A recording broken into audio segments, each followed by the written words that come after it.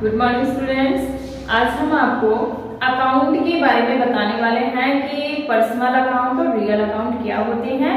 बहुत से स्टूडेंट्स में डाउट्स होते हैं कि पर्सनल अकाउंट क्या होता है, रियल अकाउंट क्या होता है, तो वही चीज आज हम आपका क्लियर करने वाले हैं। तो चलिए शुरू करते हैं।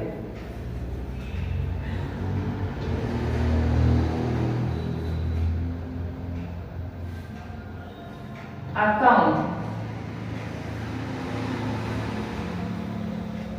सबसे पहला आता है पर्सनल अकाउंट। पर्सनल अकाउंट दूसरा होता है रियल अकाउंट।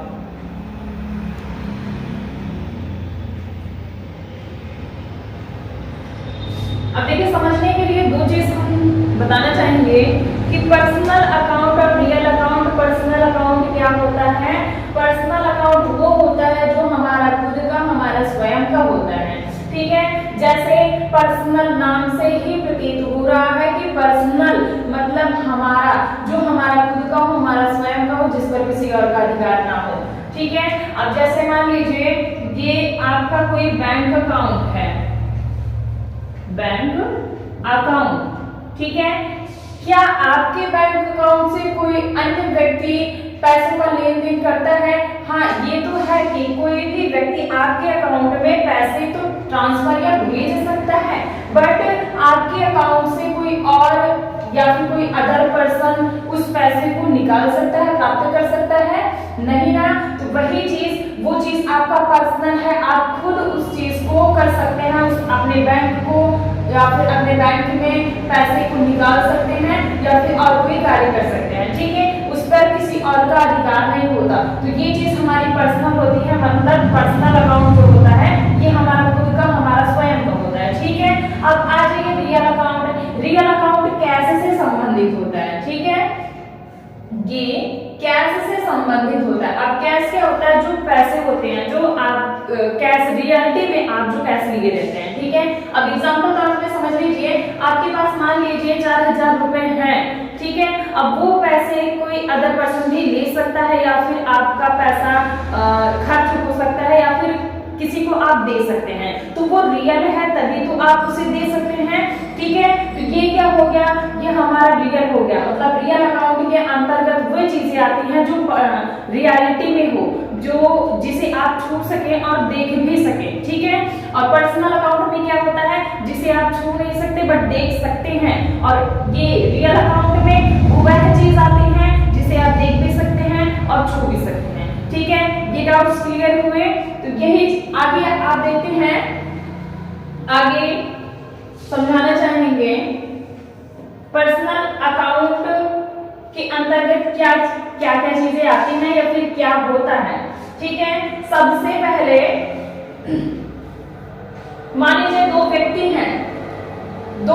हैं और उन दो व्यक्तियों में पैसों का लेन देन हो रहा है, तो वो क्या हो गया? ये पर्सनल अकाउंट के अंतर्गत आ गया। अब जैसे मानने के लिए, जैसे मान लीजिए ये एक बैंक है और ये दूसरा बैंक है, एक्सिस बैंक। ठीक है, अब इन दोनों में पैसों का जो लेन देन हो रहा है ये पर्सनल अकाउंट नहीं होगा।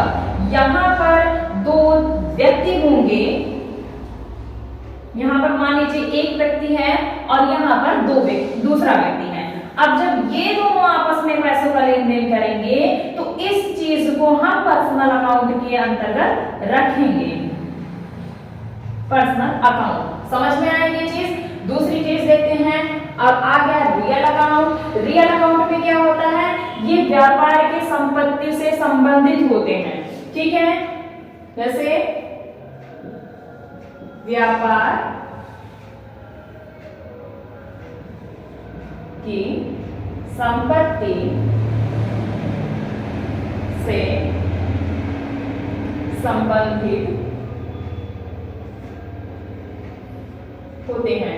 ठीक है, ये व्यापार की संपत्ति से संबंधित होते हैं। अब संपत्ति मैंने पहले एग्जांपल दे दिया, जो कैश होता है, जिसे हम छू सकते हैं, देख भी सकते हैं और महसूस भी कर सकते हैं, वो चीज हमारा रियल अकाउंट के अंतर्गत आ गया। अब व्यापार में पैसों का जो लेन देन हो रहा है वो कैश ही तो है। ठीक है, तो ये क्या होगा? हमारा रियल अकाउंट के अंतर्गत आएगा। अब एग्जांपल देख लीजिए, जैसे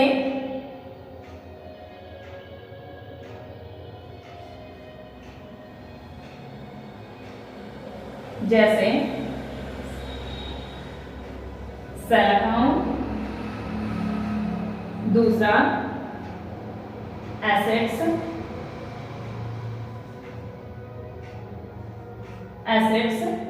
आगे वह सारी वस्तुएं जिन्हें हम देख भी सकते हैं और छू भी सकते हैं। तो ये चीज आपका डाउट्स क्लियर हुआ? अगर इसमें कोई भी दिक्कत है तो आप हमारे कमेंट बॉक्स में कमेंट कर सकते हैं।